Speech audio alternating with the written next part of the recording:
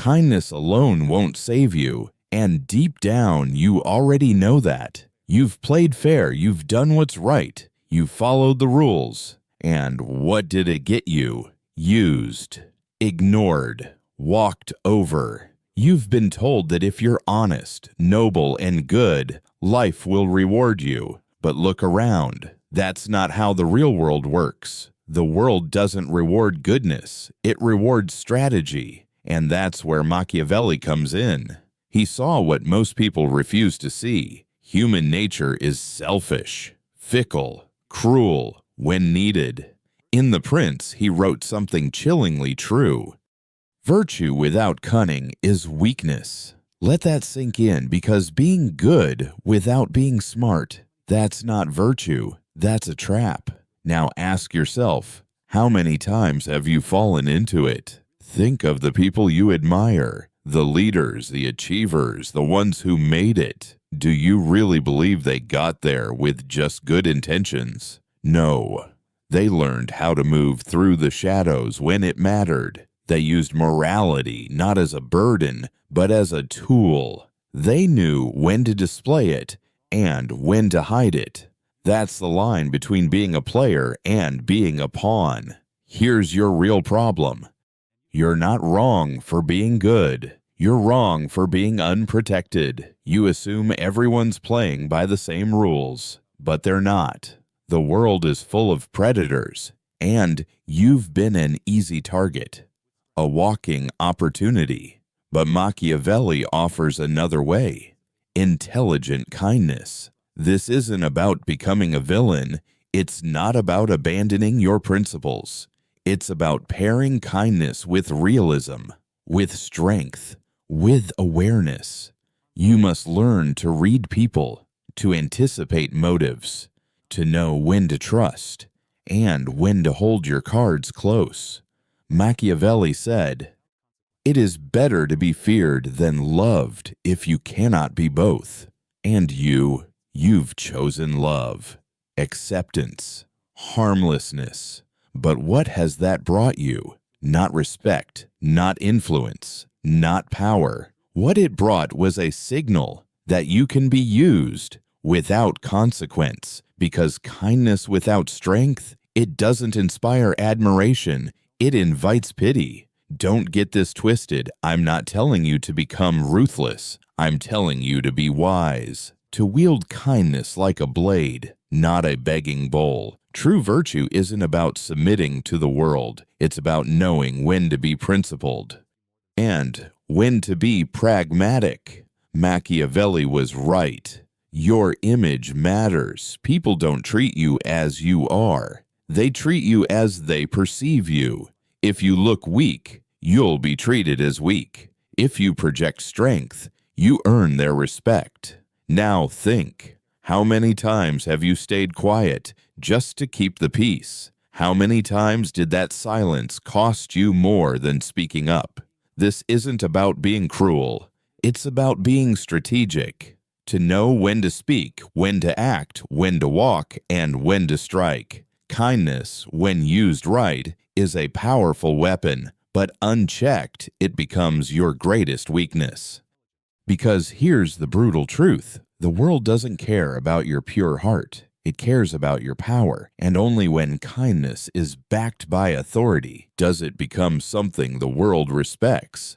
Being kind doesn't mean being blind, and in a world of wolves, a lamb won't last. Machiavelli would tell you this himself. Don't let your sense of morality turn you into a slave. Don't let your principles be the reason you're constantly overpowered, because true virtue, it isn't passive, it's intelligent. It's not about quietly adapting to the world. It's about bending it to your will. So I'll ask you again, how much longer will you let life trample over you? How many more times will you allow your own naivety to be used against you? I'm not asking you to give up your goodness. I'm telling you to upgrade it, to be good with wisdom, to be kind with strength, to smile and know exactly when to show your teeth. Because no, the world isn't fair, but you can learn how to play by its rules, and still remain true to yourself. Machiavelli didn't write The Prince to teach cruelty. He wrote it to teach survival. So here's the moment of truth. Will you keep clinging to the illusion that kindness alone is enough? Or will you finally pair your goodness with true strategic intelligence? Now let's talk about a concept very few understand: the perception of power. It's not enough to be strong. You have to appear strong. It's not enough to be smart. You have to project intelligence. Because in this world, reality matters far less than what people think is real. Let that settle in. How many times have you seen an incompetent person get ahead? A manipulator rise through the ranks while honest, hardworking people stay stuck. That's no accident. People don't follow the good. They follow the perceived leader, the one who appears in control, the one who manages their image, the one who radiates authority. Even if they don't have all the answers, they act like they do. And that's all it takes. This is where so many fail. They believe being right is enough, that if they're competent, the world will notice. But the truth, it won't. Not unless you know how to present it. Because the world doesn't reward those who are correct. It rewards those who know how to sell their story. Machiavelli understood this deeply. It's not just about who you are.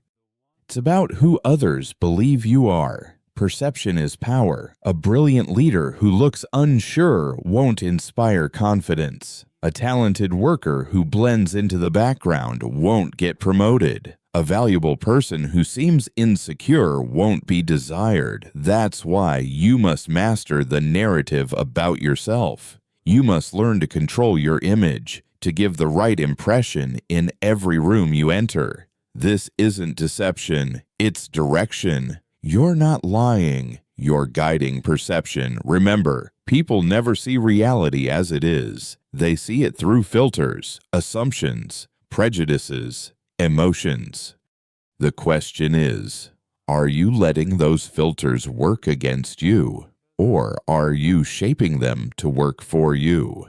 Because if you're kind but seem weak, they will treat you as weak.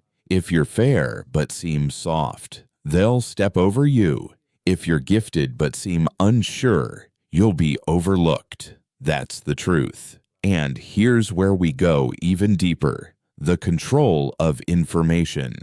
Ask yourself, why do the most powerful people always seem one step ahead? Why do they always seem to know something the rest don't? Simple. They know when to speak and when to stay silent. Naive people believe honesty means sharing every thought, every feeling, every idea, but that's a mistake, because information is power, and when you give it away freely, you hand over your power and you get nothing in return. A prince must know how to hide his true intentions, not because he's a liar, but because in a world where everyone is searching for leverage, the one who reveals too much becomes a target. You must learn to control what you share. Say only what's necessary and nothing more. Hold back just enough to spark curiosity, to make others wonder what's really on your mind.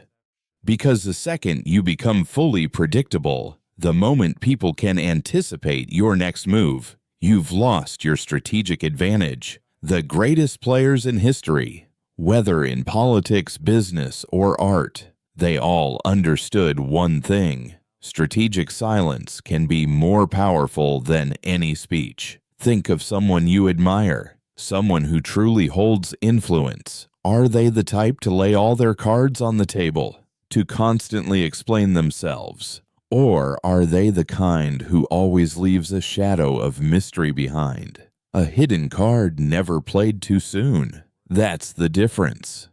But here's the trap many fall into. They mistake discretion for dishonesty. They think that if they don't say everything, they're somehow being false. But this isn't about lying. It's about directing the flow of information, using it with intention. Ask yourself, how many times have you spoken too much? only to regret it later? How often have you trusted the wrong person, revealing something they later used against you? How many times have you offered explanations to people who didn't ask for them and didn't deserve them? Power isn't in talking more. Power is in knowing when to speak and when to stay silent. And here comes the golden rule. The one who speaks the least, who explains the least, commands the most respect. Why? Because silence breeds uncertainty. Uncertainty breeds curiosity, and curiosity gives you control. If you always say what's on your mind, people stop listening. If you always explain your actions, they assume you're unsure. But when you speak only when it matters, when your words are deliberate, when you leave room for interpretation, people stop and listen. They pay attention. They take you seriously. And now, let's take it a step further. Into the art of unpredictability. Predictable people are easy to read, easy to manipulate. If you react the same way every time, if you're emotionally transparent, if your decisions are always obvious, you become easy to control. But when you're unpredictable, when people don't know what your next move will be, you become a threat. And when you're a threat, they respect you. Machiavelli understood this deeply. A leader who can be read like an open book is weak, but one who maintains mystery, who shifts tactics when needed, who never lets others label them, that is the leader who survives. So now ask yourself, do you want to keep being an open book, easy to read, easy to manipulate? Or do you want to become the strategist, the one who controls their image, their information, and their unpredictability, all for their own benefit? Because here's the harsh truth. Kindness without strategy is just an invitation to be used. The world won't change the rules for you, so it's time to stop playing by the rules you were told and start playing by the ones that actually exist. And if you do that, if you apply this Machiavellian wisdom, you will finally stop being a pawn in the system and become one of the few who master it. Now comes the next weapon in your arsenal, the art of strategic distance. Most people believe that the key to power is to be everywhere, to be always present, always available, always active. But that's a lie, because the one who is always available starts to lose their value. Scarcity creates desire. Absence creates authority. Think about it. Why do some people command respect the moment they walk into a room, while others, no matter how hard they try, fade into the background? Perception. It's not about effort. It's about perceived value.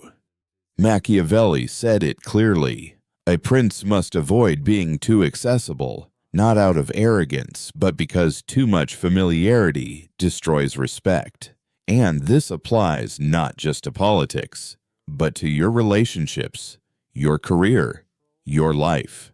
Because when you're always available, when you give without limits, people start to take you for granted.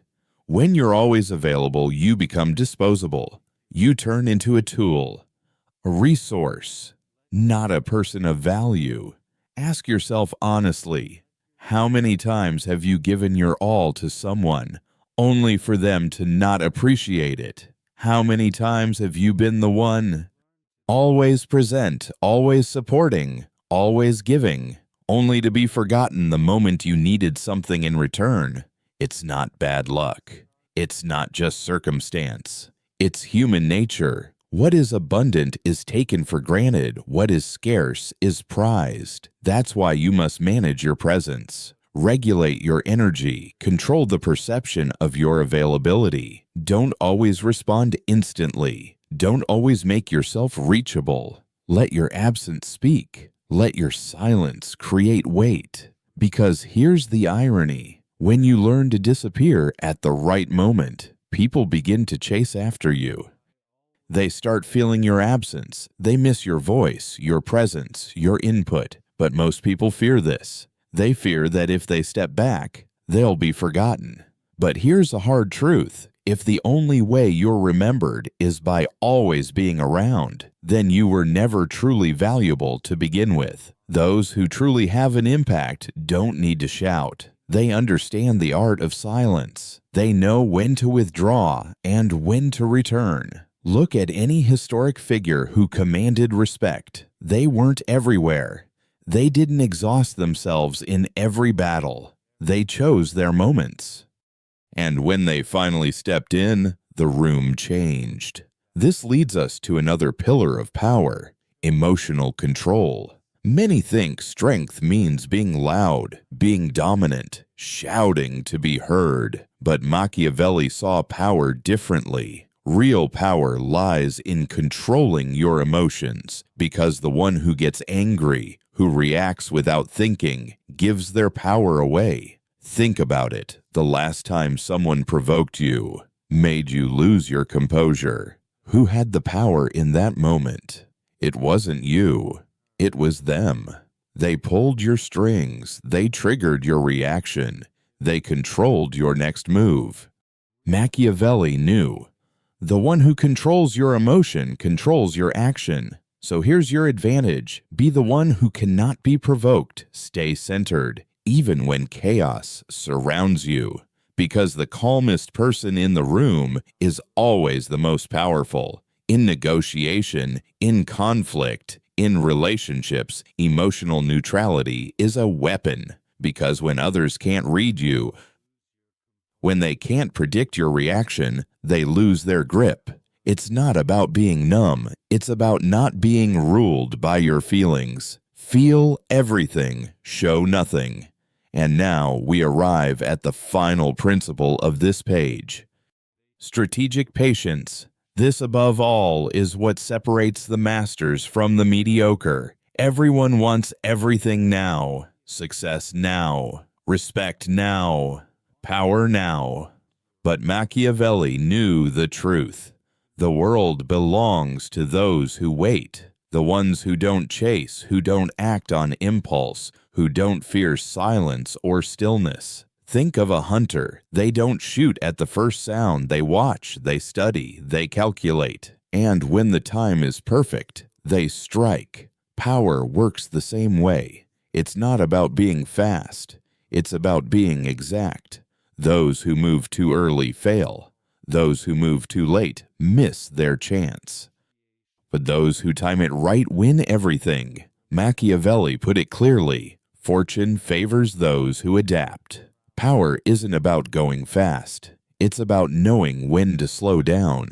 It's not about being everywhere. It's about showing up with precision. The mediocre act on emotion. The strategist moves with intent. So now ask yourself, are you one of those who charges ahead blindly, or one of the rare few who waits, silent, precise, deadly, for the perfect moment to strike? Because in this world, power doesn't belong to the fastest. It belongs to the smartest, to those who master perception, who know how to control information, who manage their presence like a rare commodity, who stay calm when others lose their heads, who practice strategic patience. Apply all of this, and you'll stop being a pawn of the game.